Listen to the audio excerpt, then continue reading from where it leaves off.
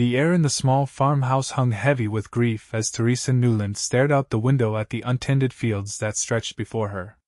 Fresh dirt on her husband's grave had barely settled, the fever having claimed him just as the planting season arrived. 3 weeks of watching him waste away, and now she stood alone with a farm to tend and a daughter to feed. The neighboring farms had sent food and condolences, but platitudes wouldn't plant the crops that would see her through the winter. At 26, Theresa had never imagined herself a widow in the Nebraska Territory of 1873, much less one who would have to figure out how to work 100 acres alone. Little Sarah, only 4 years old, played quietly in the corner with a rag doll, too young to fully understand that her father wouldn't be coming back. Theresa pressed her palm against the window, watching dust devils dance across the barren field where corn should already be sprouting. "What am I going to do, Thomas?" she whispered to her husband's ghost, knowing no answer would come. A movement along the fence line caught her eye, a lone rider approaching on a chestnut stallion. His silhouette was unfamiliar, not one of the neighboring farmers come to check on her again. Instinctively, Theresa reached for the shotgun Thomas had taught her to use.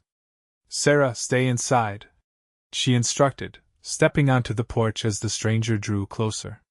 The man pulled his horse to a stop at a respectful distance. He removed his hat, revealing sun-bleached hair and a face weathered by years in the open air. Not young, but not old either, perhaps 35 or so. His clothes were trail-worn but clean. "Madam," he called, keeping his hands visible. "Name's Owen Hargrove. I'm looking for work if you have any." Theresa kept the shotgun visible but not aimed. "We don't have any money to pay a hand, Mr. Hargrove." The man nodded as if he'd expected this answer. "I heard in town about your situation, madam. I ain't looking for money, just room and board while I help get your fields planted." He gestured toward the untilled earth. "That soil won't wait much longer." Suspicion flared in Theresa's mind. No man worked for free, especially not in these parts where opportunity lay in every direction for those willing to take it. "Why would you do that?" she asked bluntly. Owen Hargrove shifted in his saddle. "I was raised to believe you help folks when they need it, Mrs. Newland. I've been riding from ranch to ranch for 15 years, and sometimes I like to stay in one place for a season." He paused, his blue eyes direct. "I won't trouble you. You can keep that shotgun handy if it makes you feel safer. But those fields need planting, and you need help." Theresa studied him, searching for deceit. All she saw was a man who looked as though he'd spent most of his life outdoors, with hands callous from work and eyes that didn't flinch from her scrutiny. "You can sleep in the barn," she said finally. "First sign of trouble, you're gone." Owen nodded, dismounting with the fluid grace of someone accustomed to spending days in the saddle. "That's fair. I'll start on the south field tomorrow at dawn, if that suits you." She watched as he led his horse toward the barn, wondering if she just made a terrible mistake or possibly saved her farm. That night, she slept with the shotgun beside her bed and checked on Sarah 3 times before dawn. When morning light spilled across the farmyard, Theresa looked out to see Owen already at work with Thomas's plow and the old farm horse. He'd started before sunrise, the fresh furrows in the earth evidence of hours of labor already completed. Sarah pressed her face against the window beside her. "Who's that man, Mama?" "Someone helping us for a while," Theresa replied, uncertain how much more to explain. Over breakfast, she carried a plate out to Owen, who stopped his work long enough to eat standing up, thanking her with a nod. "I found your seed corn in the storage shed," he said between bites. "Should be enough for this field and the west one. The east field would do well with wheat, I think. That was our plan." Theresa admitted, surprised that he'd made the same assessment Thomas had before falling ill. By midday, the temperature had climbed, and Theresa brought out water. Owen had removed his shirt, his back bronzed and muscled from years of outdoor work. She felt a strange discomfort watching him, not fear, but something else she couldn't name and didn't want to acknowledge. It felt disloyal to Thomas, whose body lay not 300 yards away in the small family plot. When Owen spotted her, he quickly pulled his shirt back on, seeming to understand her discomfort without a word being said. "Sorry, madam. Got too hot." "It's your work," she said stiffly. "Do what you need to." The first week passed with Owen working from dawn until dusk, stopping only for the meals Theresa provided. He spoke little, answering questions directly but never initiating conversation. At night, he retired to the barn, and Theresa would watch from the window as the lantern light glowed briefly before darkness enveloped the farm. During the second week, a spring storm blew in, bringing much-needed rain but also sending Theresa and Sarah rushing to bring in laundry from the line. The wind whipped sheets around them as Owen appeared, helping to gather the billowing fabric before it could be carried away. "Get inside," he called over the rising gale. "I'll finish this." By the time he brought the last of the laundry in, Owen was drenched, rainwater pooling at his feet on the wooden floor of the kitchen. "Thank you," Theresa said, handing him a towel. "You'll catch your death if you go back to the barn like that." Owen hesitated, then took the towel, careful not to let his fingers brush hers. "I've weathered worse."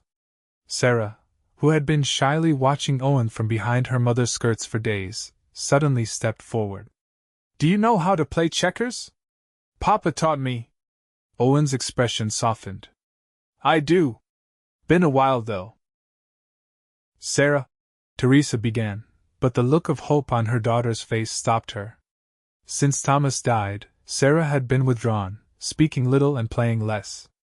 "It's okay, Mrs. Newland," Owen said quietly. "I'll just dry off and head back to the barn." "No," Theresa found herself saying. "You can stay until the storm passes. Sarah, get the checkerboard." The three of them sat at the kitchen table as rain lashed against the windows. Owen played with gentle patience, letting Sarah win the first game while teaching her strategy in the second. Watching them, Theresa felt something in her chest loosen slightly. This was the first time Sarah had laughed since Thomas fell ill. The storm continued into the night, and Theresa reluctantly offered Owen the small sofa rather than sending him back to the barn.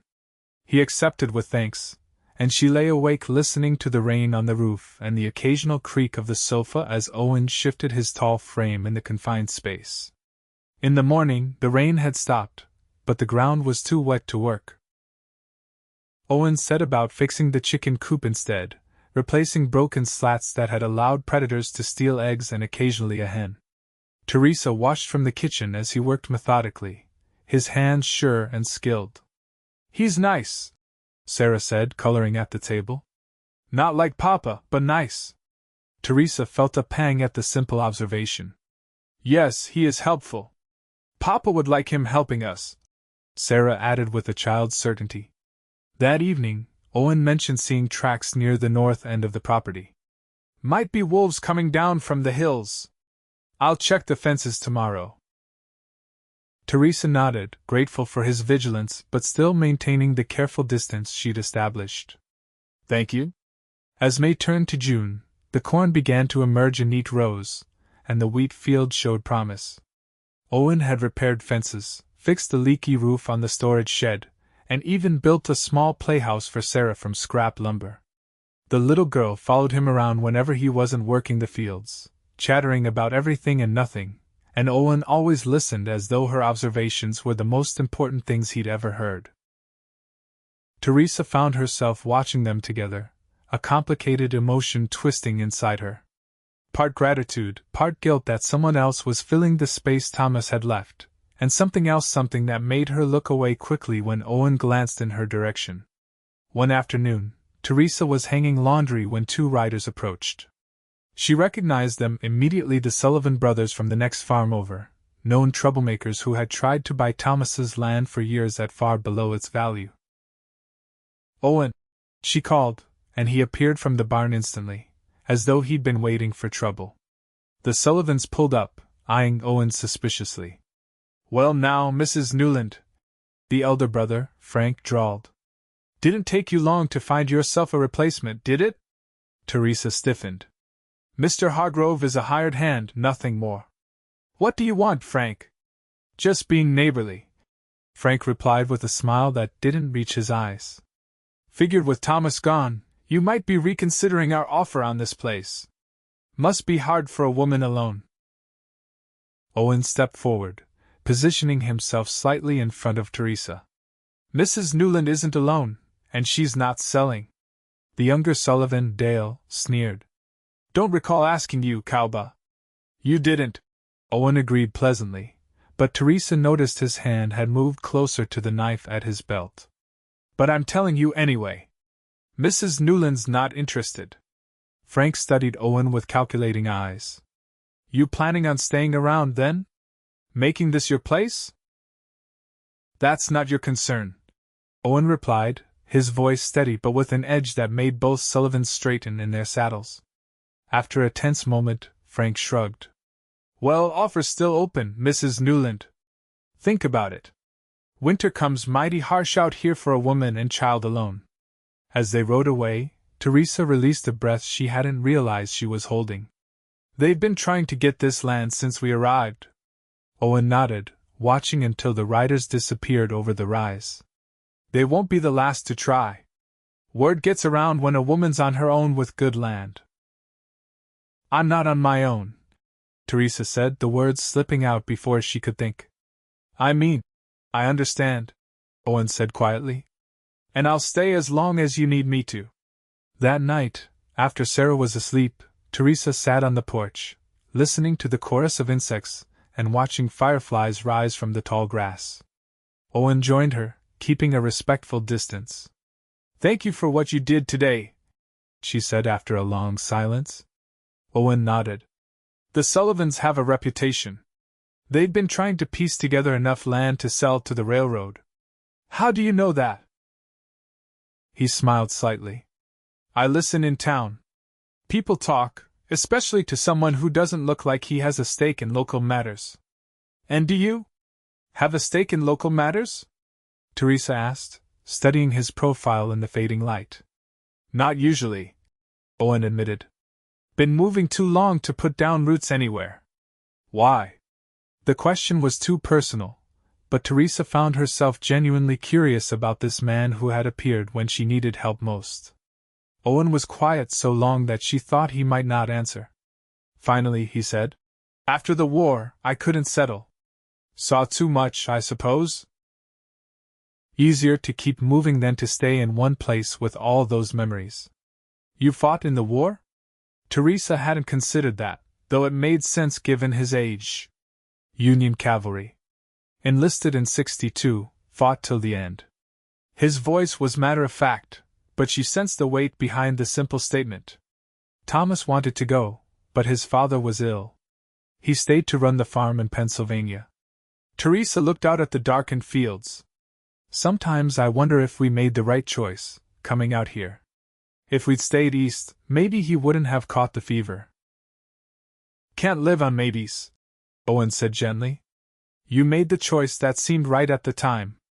They sat in companionable silence until Theresa realized how late it had grown. As she stood to go inside, she hesitated. Owen. Thank you? Not just for today, but for everything. He looked up at her, his expression hidden in shadow. No need for thanks. I'm glad to be of help. The days grew longer and hotter as summer took hold. The crops flourished under Owen's care, and Theresa found herself settling into a routine that felt almost normal. She still missed Thomas fiercely, still spoke to him in her mind throughout the day, but the crushing weight of grief had begun to ease, making room for other emotions. One Saturday, Owen announced he needed to go into town for supplies. I noticed we're low on flour and sugar. Anything else you need? Theresa handed him a small list, along with what little money she could spare. Just the essentials. He hesitated, then said, I've got some money saved. Let me get a few extra things. She started to protest, but Owen shook his head. Consider it an advance on my wages when harvest comes in. Before she could argue that they had no such arrangement, he was gone, riding toward town with Sarah's cheerful goodbye echoing behind him. While he was gone, Theresa visited Thomas's grave, something she did every few days, telling him about the farm, about Sarah, and increasingly, about Owen. It felt strange to speak of another man at her husband's graveside, but she needed Thomas to understand. "He's been a godsend," she told the simple wooden cross. "The farm would be lost without him. Sarah adores him." She paused, running her fingers over the carved letters of Thomas's name. "I wish you were here. I wish it every day. But since you can't be..." Her voice trailed off, uncertain what she was trying to say even to herself. When Owen returned that afternoon, he brought not only the supplies but also a small bag of candy for Sarah and, to Theresa's surprise, a book of poetry. "Saw it and thought you might like it," he said, almost shy as he handed it to her. "Notice you reading in the evenings sometimes." The gesture touched her unexpectedly. It had been so long since anyone had given her something simply for pleasure rather than necessity. "Thank you," she said, running her fingers over the embossed cover. "I love Wordsworth." Owen smiled, seeming pleased that he'd chosen well. "Lady at the store helped me pick it out. Said it was popular with educated women." "You think I'm educated?" Theresa asked, amused. "More than most out here," Owen replied. "The way you speak, the books you read to Sarah. Figured you probably had schooling back east." Theresa nodded. "I was a schoolteacher before I married Thomas." "Sometimes I think about teaching again, once Sarah's older." "You'd be good at it," Owen said with such certainty that Theresa felt herself blush. That night she read from her new book by lamplight, the words transporting her to green hills and quiet lakes far from the harsh prairie. When she finally closed the book, she realized she had spent an entire evening without the crushing presence of grief, the first such evening since Thomas died. The feeling brought both relief and guilt. Was it right to find moments of happiness so soon? What would Thomas think? The next morning dawned hot and still, promising a scorcher of a day. Owen was up early as usual, but instead of heading straight to the fields, he appeared at the kitchen door with an unexpected proposal. "There's a swimming hole about a mile up the creek," he said. "Thought Sarah might enjoy getting out of the heat this afternoon, if you're agreeable." Sarah, hearing this, immediately began pleading. "Oh, please, Mama! Please, can we go swimming?" Theresa hesitated. It had been weeks since she'd left the farm, and the idea of cool water on such a hot day was tempting. "I suppose we could for a little while." Sarah whooped with delight, and even Owen smiled more broadly than usual. After the morning chores were done, they packed a simple picnic and walked along the creek, Sarah running ahead to chase butterflies. Owen carried the basket, occasionally pointing out interesting plants or tracks to Sarah, who absorbed his knowledge like a sponge. The swimming hole turned out to be a deep, clear pool where the creek widened and slowed, shaded by cottonwood trees. Owen discreetly moved away to give Theresa and Sarah privacy, as they changed into the simple bathing costumes Theresa had hastily modified from old dresses. Sarah splashed in the shallows while Theresa sat with her feet in the water, watching Owen swim powerful strokes across the deeper part of the pool. His bare shoulders gleamed wet in the dappled sunlight, and Theresa found herself admiring the strength evident in every movement. When he emerged from the water, water streaming from his hair, Theresa quickly limped away, busying herself with unpacking the picnic. They ate bread, cheese, and apples on a blanket spread in the shade, Sarah chattering excitedly about the minnows she'd seen. "Can we come back again, Mama?" she asked, her face alight with happiness. "Perhaps," Theresa said, catching Owen's eye over Sarah's head. He was watching them both with a warmth that made her heart beat faster. "Only if you help with extra chores," Owen added with mock seriousness, making Sarah giggle. "I will! I promise!" After they ate, Sarah grew sleepy from the heat and exertion, curling up on the blanket for a nap. Theresa and Owen sat in companionable silence, watching the play of light on the water. "Thank you for suggesting this," Theresa said quietly. "It's been a long time since we did something just for enjoyment." Owen nodded. "Everyone needs that sometimes. Even when there's work to be done." "Is that why you keep moving?" Theresa asked. "For enjoyment?" Owen considered this. "Not exactly. More like I never found a reason compelling enough to stay in one place." "And what would be compelling enough?" The question was personal, perhaps too much so, but the peaceful setting and Sarah's sleeping presence made it seem natural. Owen looked at her directly. Something worth building a life around. Family, maybe? Purpose. The intensity of his gaze made Theresa look away. I had that. With Thomas. I know, Owen said gently. And I'm sorry you lost it. They were quiet again until Sarah stirred, and the moment passed. By the time they returned to the farm, the sun was low in the sky, casting long shadows across the fields of growing corn. That evening, Owen excused himself early, saying he needed to check something in the barn. Theresa sat on the porch long after Sarah was asleep, thinking about the day and the man who had brought a measure of joy back into their lives. The following weeks brought a rhythm to the farm that felt almost normal. The crops continued to thrive, and Theresa found herself looking forward to each day rather than merely enduring it. Owen's presence had become a comfort, his steady reliability something she counted on without fully acknowledging how much she had come to depend on him. One evening in late July, a traveling preacher visited the area, holding a service in the open air near the crossroads. Several families from surrounding farms attended, and Theresa decided they should go, partly out of genuine desire for spiritual comfort and partly to show the community that they were managing well. Owen offered to stay behind, but Theresa insisted he join them. You're part of this farm now, she said, then quickly added, at least for this season. They took the wagon, Sarah sitting between them on the seat, proudly wearing her best dress. When they arrived, Theresa noted the curious glances and whispered conversations as people noticed Owen with them. Mrs. Patterson, a kindly widow from a neighboring farm, approached immediately. Theresa, dear, how are you managing? She asked, her eyes darting to Owen. Very well, thank you, Theresa replied. You remember Mr. Hargrove? He's been helping with the farm this season. Mrs. Patterson smiled thinly. Yes, of course. How fortunate for you. Throughout the service, Theresa was acutely aware of the speculative glances cast their way. When the preacher spoke of the temptations of the flesh and the importance of maintaining a virtuous household, she felt heat rise in her cheeks, knowing what some might be thinking about her arrangement with Owen. After the service, as people gathered to socialize, Frank Sullivan approached, his smile predatory. Mrs. Newland, good to see you in public again. And with your hand? He nodded at Owen, who stood slightly apart, his posture relaxed but watchful. Mr. Sullivan, Theresa acknowledged coolly.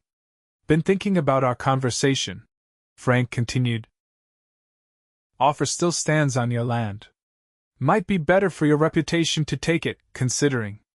His eyes flicked meaningfully toward Owen. Anger flared in Theresa's chest. My reputation is not your concern, Mr. Sullivan. Nor is my land available for purchase. Frank's smile faded. People talk, Mrs. Newland. Especially about a pretty widow with a man living on her property. Not right for your little girl to grow up with that kind of talk. Before Theresa could respond, Owen stepped forward. Mrs. Newland said she's not selling, Sullivan.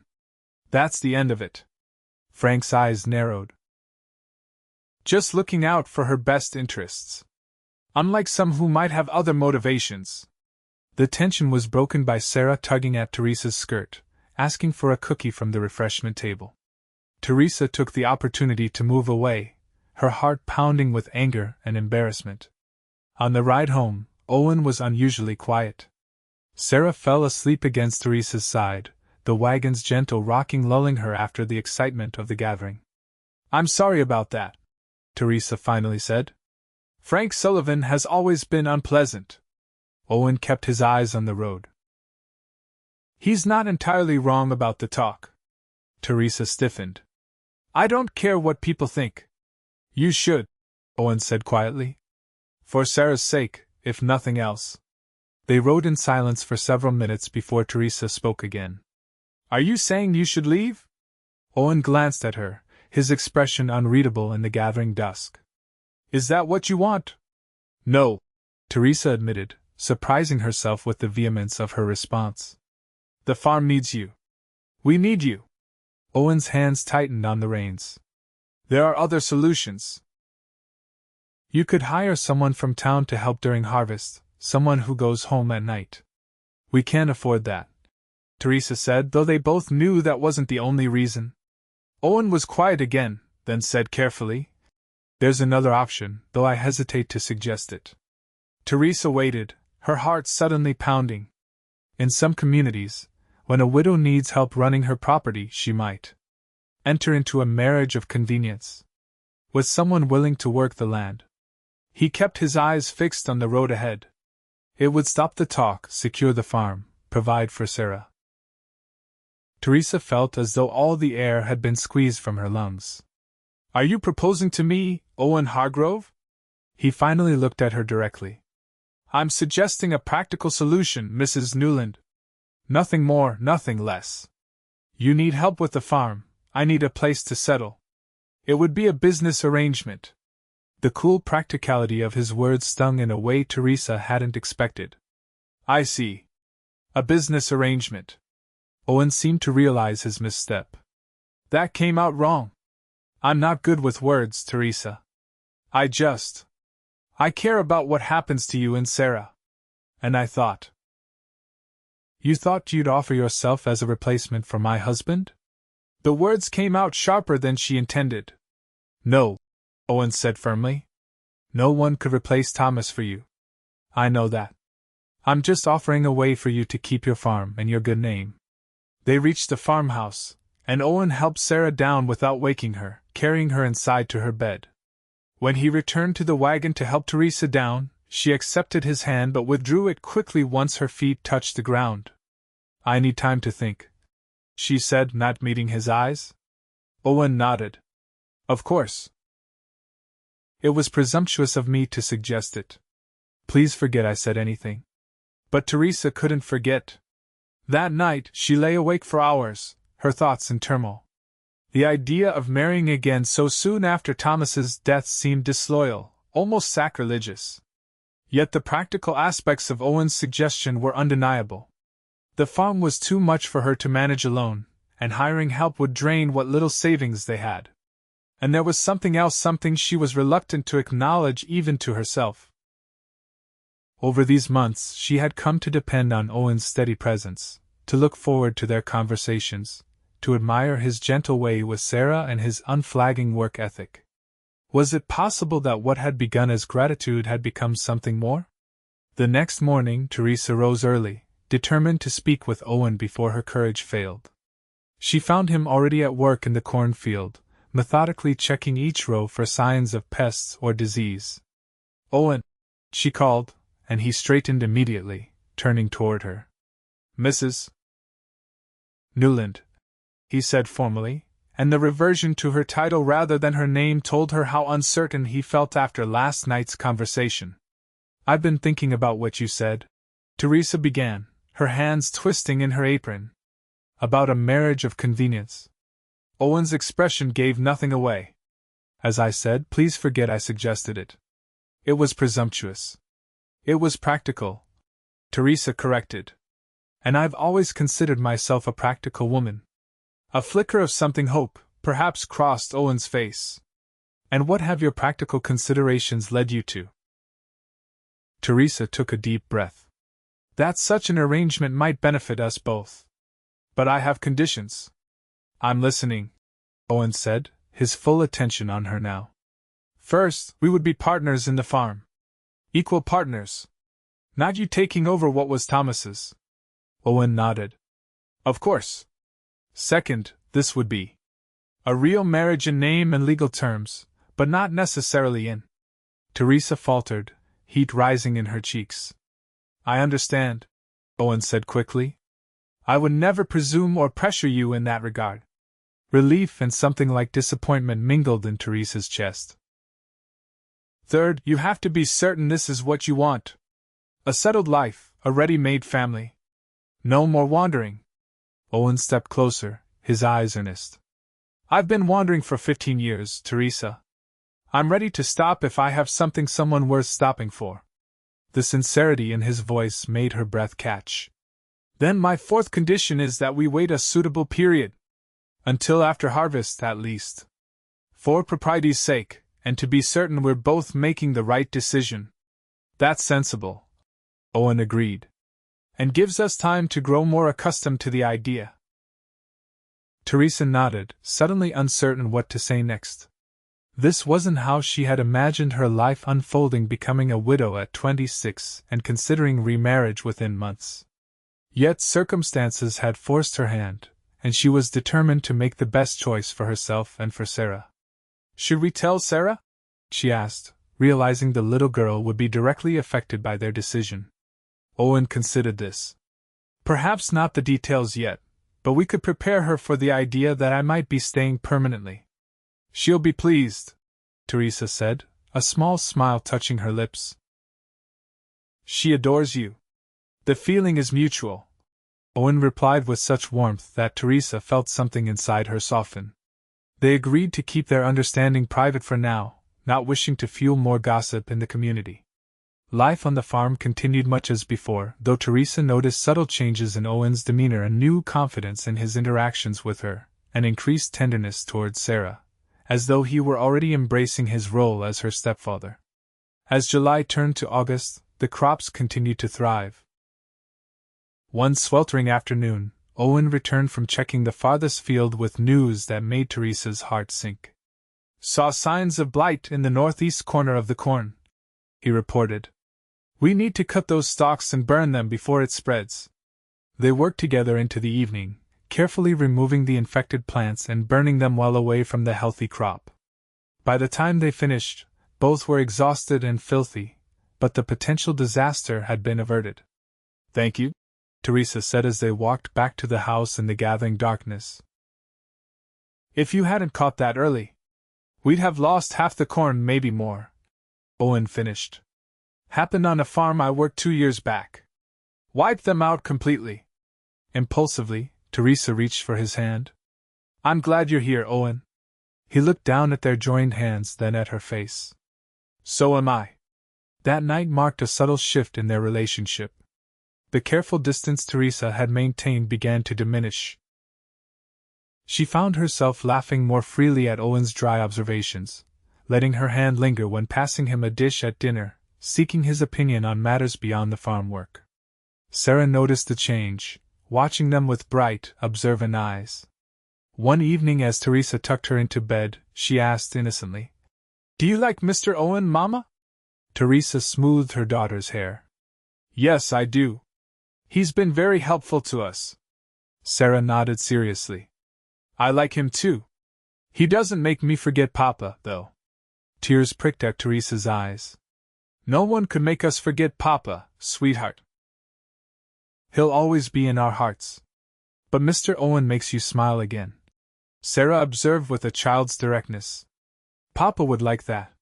He always said your smile was the prettiest thing in the whole world. Theresa kissed her daughter's forehead, unable to speak past the lump in her throat.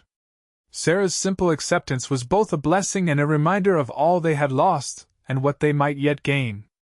As harvest approached, the pace of work intensified. Owen hired 2 young men from town to help with bringing in the crops, paying them from his own savings despite Theresa's protests. The corn yield was excellent, and the wheat even better than expected. For the first time since Thomas's death, Theresa felt a sense of security about the coming winter. The evening after the last of the wheat was harvested, Theresa prepared a special dinner to celebrate. Owen had gone into town to settle accounts with the grain merchant, and she waited nervously for his return, having made a decision that morning that would change the course of their arrangement. When she heard his horse approaching, she smoothed her best dress, one she hadn't worn since before Thomas fell ill, and checked her appearance in the small mirror. Her hair, usually bound in a simple knot, had been arranged in a softer style, and she had pinched her cheeks for color. Owen entered, stopping short when he saw her. Theresa, he said, his voice holding a note of surprise and something deeper. You look beautiful. She smiled, pleased by his reaction. I thought we should celebrate the harvest properly. Dinner's ready, and Sarah's already eaten. They sat down to a meal of roast chicken, fresh bread, and vegetables from Theresa's garden. Owen had brought a bottle of wine from town, a luxury they rarely indulged in. The merchant was impressed with our grain, Owen reported as they ate. Said it was the finest quality he'd seen this season. We got top price. Theresa noticed his use of our and we, the casual assumption of partnership warming her. That's wonderful news. They talked easily through dinner, the wine loosening their usual reserve. When they had finished eating, Theresa gathered her courage. Owen, I've been thinking about our arrangement. He set down his glass, his expression turning serious. Yes? Harvest is done, as we agreed. And I've had time to consider everything. Theresa took a deep breath. I'm ready to proceed if you are. Owen studied her face. Are you certain, Theresa? There's no rush. I'm certain, she said firmly. The farm is secure for now, thanks to the harvest. This isn't about necessity anymore. A slow smile spread across Owen's face. What is it about, then? Theresa felt heat rise in her cheeks. It's about choice. My choice. Our choice. Owen reached across the table and took her hand. Then I should do this properly. To her surprise, he rose and came around to her side, kneeling beside her chair. Theresa Newland, would you do me the honor of becoming my wife? Not for convenience, not for practicality, but because I've grown to care for you and Sarah more than I ever thought possible. Theresa's eyes filled with tears. Yes, she whispered. Yes, I will. Owen's smile was radiant as he stood, pulling her gently to her feet. For a moment they stood close, his hand still holding hers, the air between them charged with possibility. May I? He asked softly, his gaze dropping to her lips. In answer, Theresa leaned forward, closing the distance between them. His kiss was gentle at first, tentative, but when she responded, his arms encircled her waist, drawing her closer. When they finally parted, both were breathless. I've wanted to do that for months, Owen admitted. Theresa smiled, feeling younger and lighter than she had in a very long time. So have I, though I wouldn't admit it even to myself. They agreed to a simple ceremony in 2 weeks' time, with only a few neighbors as witnesses. That night, after Owen returned to the barn, his continued residence there now more important than ever for propriety's sake, Theresa sat on the edge of her bed, touching her lips where his kiss still lingered. Thomas, she whispered to the empty room, I hope you understand. I'll always love you, always remember what we shared. But Sarah needs a father, and I need to live again. No answer came, but the weight of guilt she had carried lifted slightly. Thomas had been a practical man who loved his family above all else. He would want them provided for, protected, even happy. The next 2 weeks passed in a blur of preparation. Theresa altered one of her better dresses for the ceremony, and Owen rode to the nearest large town to purchase a new shirt and boots. Sarah was delighted by the news, asking endless questions about whether she could call Owen Papa, a matter Theresa left to Owen, who gently suggested she might call him Pa when she felt ready, and if they might have a cake for the wedding, they would. Word spread quickly through the community. Mrs. Patterson called to offer congratulations tinged with surprise at the hasty arrangement, while others were more openly supportive. The Sullivans made no comment directly, but Owen reported hearing mutterings in town that suggested they were displeased by the development, seeing it as an end to their hopes of acquiring the Newland farm. The morning of the wedding dawned clear and mild, a perfect late September day. The simple ceremony was to be held at noon, with a small celebration afterward. Theresa was arranging flowers in the parlor when a knock came at the door. To her surprise, it was Mrs. Sullivan, Frank and Dale's mother, a thin, bitter woman rarely seen in public since her husband's death years earlier. Mrs. Sullivan, Theresa greeted her cautiously. This is unexpected. The older woman's mouth was set in a hard line. I felt it my Christian duty to speak with you before you make a terrible mistake, Theresa. Theresa stiffened. I appreciate your concern, but I'm quite certain about my decision. Are you? Mrs. Sullivan asked sharply. Do you know anything about this man you're planning to marry? Where he comes from? What he's done? A flicker of unease ran through Theresa. I know enough. Owen is a good man who has proven his worth many times over. Mrs. Sullivan gave a harsh laugh. A good man? My dear, do you know he was involved in a shooting in Kansas 3 years ago? A man died. Theresa's heart seemed to stop. What are you talking about? My nephew lives in Hays City. Recognized your Mr. Hargrove instantly from the descriptions in my letters. Said he was mixed up in some business with a cattle baron's daughter, and her father ended up dead. Mrs. Sullivan's eyes gleamed with malicious satisfaction. Still want to marry him? Theresa struggled to maintain her composure. I don't believe you. Owen fought honorably in the war, and has worked honest jobs ever since. Ask him. Mrs. Sullivan challenged. Ask him about Elizabeth Cranford and her father's ranch outside Hays City. See if he tells you the truth. After the woman left, Theresa sat heavily in a kitchen chair, her mind racing. Could it be true? Owen had been vague about his years of wandering, mentioning places he'd worked but few specifics about why he'd moved on. Sarah came skipping into the kitchen. Mama, when will people start arriving? Can I wear the ribbon in my hair now? Theresa forced a smile. Soon, sweetheart. Yes, let's get your ribbon. She went through the motions of helping Sarah dress, all the while debating whether to confront Owen with Mrs. Sullivan's accusations. Part of her wanted to dismiss them as the spiteful inventions of a family that stood to gain if her wedding didn't proceed. But another part couldn't help wondering if there was truth behind the claims. An hour before the ceremony was to begin, Theresa found Owen in the barn, dressed in his new clothes, nervously adjusting his collar. You look handsome, she said from the doorway.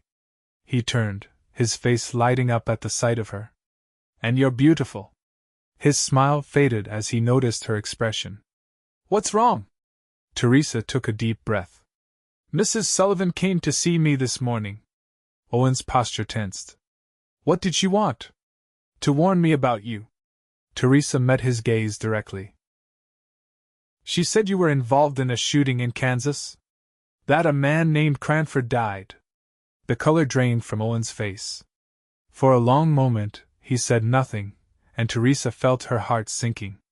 It's true, then, she whispered. Owen passed a hand over his face. Not the way she probably told it, but... Yes. There was an incident. Tell me, Theresa said, her voice stronger than she felt. I need to know the truth, Owen. All of it. Owen gestured to a hay bale, and they both sat. 3 years ago, I was working on the Cranford Ranch outside Hays City. Jacob Cranford was a hard man but fair. His daughter, Elizabeth, helped manage the ranch after her mother died. He paused, gathering his thoughts. Elizabeth and I became friendly. Nothing improper, but her father didn't approve of a ranch hand showing interest in his daughter. He fired me, which was his right. What happened then? Theresa asked, her hands clenched tightly in her lap. I was in town, preparing to move on, when Elizabeth found me. Said her father had been drinking heavily, threatening to send her back east to boarding school. Owen's voice grew strained. She was frightened. Asked me to help her talk to him when he sobered up. Theresa waited, dreading what would come next. We rode back to the ranch together. Jacob was still drinking, and when he saw us, he flew into a rage. Grabbed his gun. Owen's eyes met Theresa's. He fired at us, Theresa. I pushed Elizabeth aside and drew my own weapon. It was self-defense, pure and simple. You killed him, Theresa said, not a question but a statement. Owen nodded once. The local sheriff ruled it justified. Elizabeth confirmed my account, as did 2 ranch hands who witnessed it. But her uncle Mrs. Sullivan's brother, I assume, never believed it. Claimed I'd seduced Elizabeth and murdered Jacob to get control of the ranch. And had you? Theresa asked quietly. Hoped to get the ranch? No, Owen said firmly. I left Hays City the day after the inquest. Never saw Elizabeth again. Never wanted to. The whole business left a bad taste. Theresa studied his face, looking for any sign of deception. Why didn't you tell me about this before? How could I? Owen asked. It's hardly a story that inspires confidence. By the way, I once shot a man in self-defense. Would you have let me stay even one night if you'd known? The question hung between them, and Theresa honestly didn't know the answer. Is there anything else I should know? Any other incidents? Owen shook his head.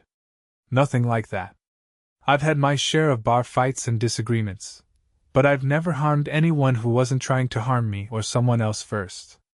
They sat in silence for several long moments. Outside, Theresa could hear the first wagon arriving, neighbors coming for the wedding. We don't have to do this today, Owen said finally. Or at all, if you've changed your mind. Theresa looked at him, this man who had appeared when she needed him most, who had worked tirelessly for months without complaint, who had shown nothing but kindness to her and Sarah. Was one violent incident in his past, apparently rule justified, enough to outweigh all of that? Did you care for her? Elizabeth? Theresa asked, needing to know. Owen considered the question. I was attracted to her. Might have grown to care for her in time. But there wasn't time, and after what happened. He shook his head. No, I didn't love her, if that's what you're asking. And me? Theresa's voice was barely above a whisper. Owen's expression softened. You, Theresa Newland, I have grown to love. You and Sarah both. More than I thought possible. It was the first time he had spoken of love, and the words seemed to hang in the air between them, weighted with possibility. Theresa stood, smoothing her dress. We have guests arriving. We should greet them. Owen remained seated, searching her face. Does that mean we're proceeding? It means I believe you, Theresa said. And I believe in what we've built these past months. The rest we'll work through together. The relief on Owen's face was palpable as he stood and offered her his arm. Together, he agreed. The ceremony was simple but meaningful, the preacher speaking of new beginnings and God's providence in bringing them together. Sarah stood beside them, beaming with pride in her pretty dress and ribbon. When Owen and Theresa exchanged vows, his voice was steady, his eyes never leaving hers. The celebration afterward was modest but joyful, neighbors bringing food and good wishes. The Sullivans were conspicuously absent, a fact that caused some speculation but little concern among the gathered friends. As the sun began to set, the last guests departed, leaving the new family alone. Sarah, exhausted from the excitement, fell asleep early, leaving Owen and Theresa to face the first evening of their married life. I should check on the animals, Owen said, seeming suddenly uncertain. Theresa nodded, equally nervous. Of course. I'll wait for you. While he was gone, she changed into her nightdress and robe, then sat at her dressing table, brushing her hair with trembling hands. When Owen returned, he knocked softly before entering, still treating her bedroom, now their bedroom, with reverence. Sarah's sound asleep, he reported, closing the door behind him. Theresa set down her brush, turning to face him. Owen, I want you to know that I meant what I said today. For better or worse. He crossed to her, taking her hands and drawing her to her feet. As did I. I will spend every day trying to be worthy of the trust you've placed in me, Theresa. I know you will, she said, and realized she believed it completely. That night, as they discovered each other with tender hesitation that gave way to passionate certainty, Theresa felt the last shadows of grief recede. Thomas would always have a place in her heart, but her heart had proven capable of expanding to include this new love, different but equally profound. In the quiet aftermath, as Owen held her close, Theresa thought of all the twists of fate that had brought them to this moment. The fever that had taken Thomas, the desperate need that had made her accept a stranger's help, the slow building of trust and affection, even the revelation that had nearly derailed their wedding. What are you thinking? Owen murmured against her hair. That life takes unexpected turns, she replied. 6 months ago, I couldn't imagine ever being happy again. And now? And now?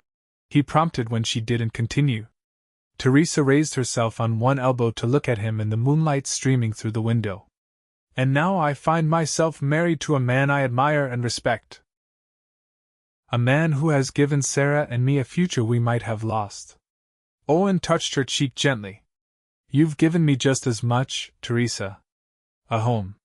A family. Purpose. As they settled back into each other's arms, Theresa felt a sense of peace she had thought forever lost. Tomorrow would bring new challenges: a farm to run, a child to raise, a marriage to nurture. But they would face those challenges together, stronger for having found each other in the midst of hardship. The Nebraska prairie outside might be harsh and unforgiving, but inside these walls, they had created something resilient and hopeful. Like the crops they had planted and harvested, their life together would take careful tending, but the yield promised to be abundant beyond measure.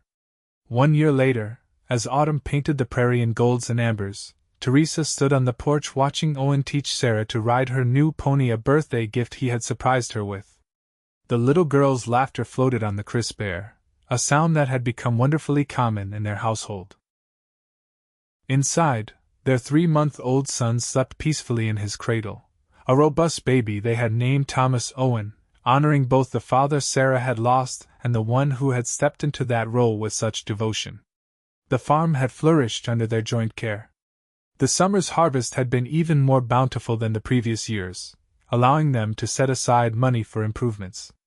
Owen had built a larger chicken coop and was talking of expanding their livestock to include dairy cows in the spring.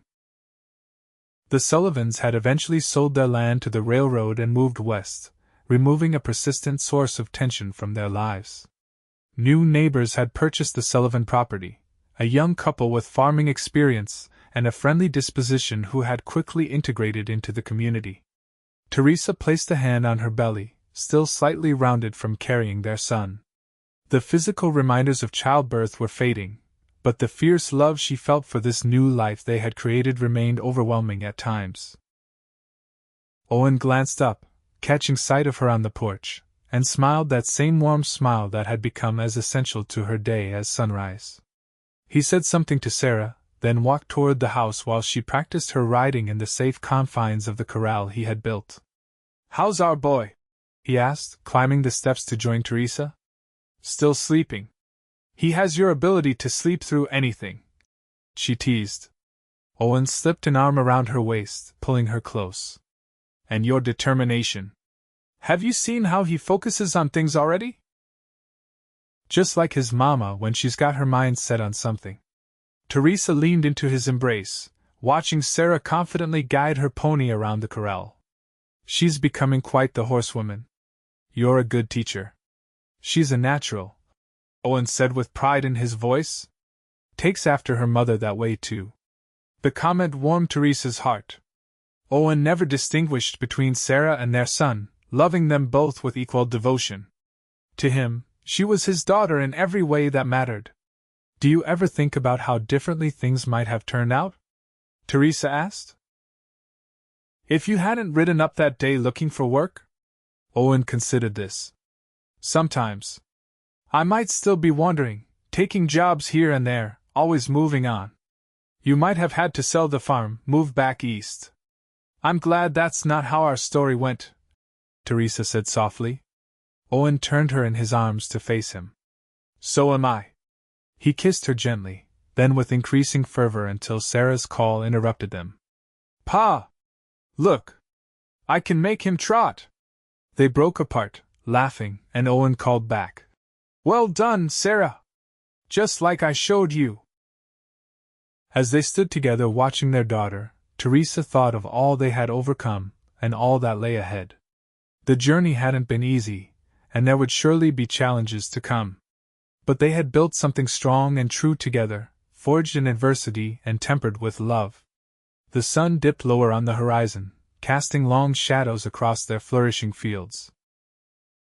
Another day was ending on their Nebraska farm, but their story, the one that had begun with grief and desperation and blossomed into something neither of them could have imagined, that story was still being written, one day, one season at a time. And Theresa, once so certain that happiness had left her life forever, now knew better. It had simply taken a different form, arrived on an unexpected horse, and proven that even in the harshest landscapes, new life could take root and thrive.